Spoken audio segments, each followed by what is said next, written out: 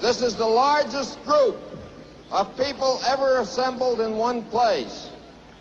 The important thing that you've proven to the world is that 500,000 kids, and I call you kids because I have children older than you are, 500,000 young people can get together and have 3 days of fun and music, and have nothing but fun and music, and I God bless you for it.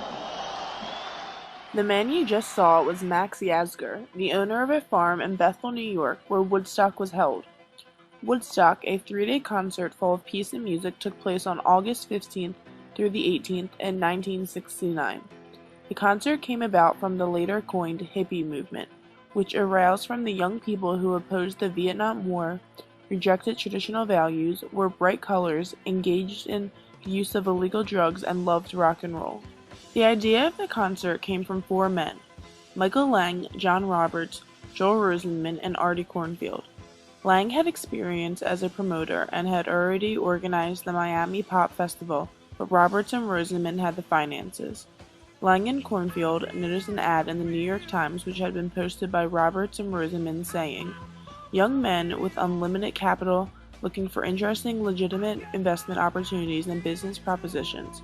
Immediately, the 4 men got together, forming Woodstock Ventures, and discussed the idea of making a recording studio in Woodstock. The idea eventually evolved into an outdoor festival. In April 1969, Creedence Clearwater Revival was the first band to agree to play at Woodstock. At first, the organizers claimed it was hard getting bands and artists to play, but once the band signed, the other organizers came in much easier. The concert would be too big to take place in Woodstock, so the organizers decided on a place in Wallkill, New York. However, just 31 short days before the concert took place, the Board of Appeals decided to ban the concert from happening. Luckily, Max Yasgur agreed to let Woodstock take place on his 600-acre farm in Bethel, but the town of Bethel wanted no part in the festival taking place.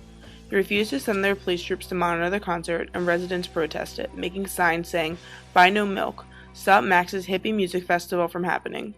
Despite the way Bethel felt about the concert, no matter what, it would still take place. The late change in venue did not give the festival organizers enough time to prepare. At a meeting 3 days before the event, they felt like they had to choose between 2 options. One was to improve the fencing and security to keep people from sneaking in, but that may have resulted in violence. The other involved putting all their resources into completing the stage, which would cause Woodstock venues to take a financial hit. The crowd, which was arriving in greater numbers and earlier than anticipated, forced the decision upon them. The fence was cut the night before, and it was declared free. The declaration of a free concert had 2 huge effects. The first was that the organizers were going to lose a lot of money, and the second was that as the news spread that it was now a free concert, an estimated 1 million people headed to Bethel, New York. Police had to turn away thousands of cars. It is estimated that 500,000 people actually made it to the festival. No one had planned for this many people. The highways in the area literally became parking lots as people abandoned their cars in the middle of the street and walked the final distance to the Woodstock Festival. Traffic was so bad that the organizers had to hire helicopters to shuttle the performers from their hotels to the stage.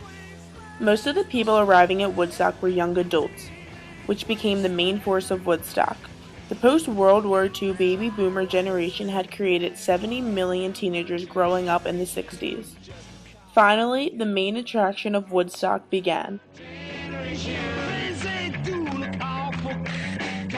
The music. The day the concert began, the weather was rainy and muddy, adding to the numerous problems, but despite all the complications and changes, the concert still managed to start on the 15th of August. Richie Havens got up on stage and began the festival with the first act. The music played till late Friday night and started up again around noon the next day. The concert included 32 of the most influential bands and artists at the time.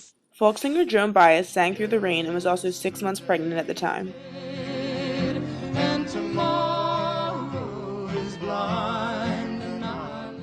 Janis Joplin, known as the Queen of Rock and Roll during her time, also performed 10 songs.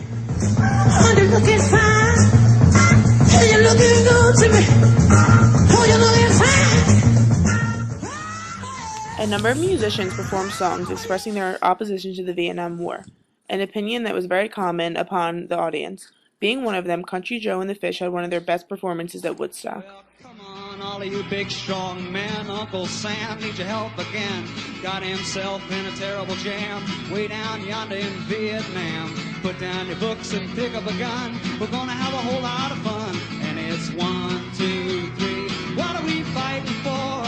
Don't ask me, I don't give a damn. The next stop is Vietnam. With not enough bathroom facilities and first aid tents to accommodate such a huge crowd, many describe the atmosphere at the festival as chaotic. However, there was surprisingly not a lot of violence. The crowd, later considered hippies, all worked together to enjoy 3 peaceful days.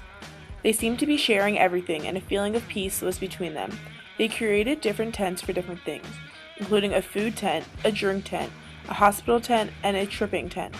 A large amount of the crowd consumed all sorts of drugs at the event, and some overdosed, causing them to trip. It was obvious to everyone on Sunday that the festival was winding down. Most of the crowd left throughout the day, leaving about 150,000 people on Sunday night. When Jimi Hendrix, the last musician to play at Woodstock, finished his set on early Monday morning, the crowd was down to only 25,000. Jimi Hendrix played his own version of the Star-Spangled Banner, and his performance was said to be legendary.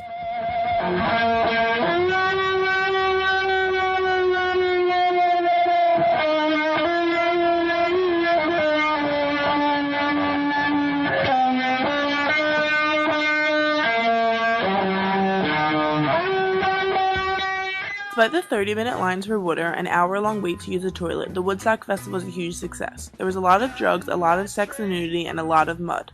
There was also 2 deaths and 2 births. Performer Richie Havens later said about the concert, "Woodstock was not about sex, drugs, and rock and roll. It was spiritually about love, about sharing and helping each other, living in peace and harmony for 3 days." After Woodstock, the 4 organizers took a huge financial hit because of the declaration of a free concert. However, a movie about Woodstock came out, which helped them regain a lot of the money that was lost. Woodstock was looked at in 2 different ways when it was over.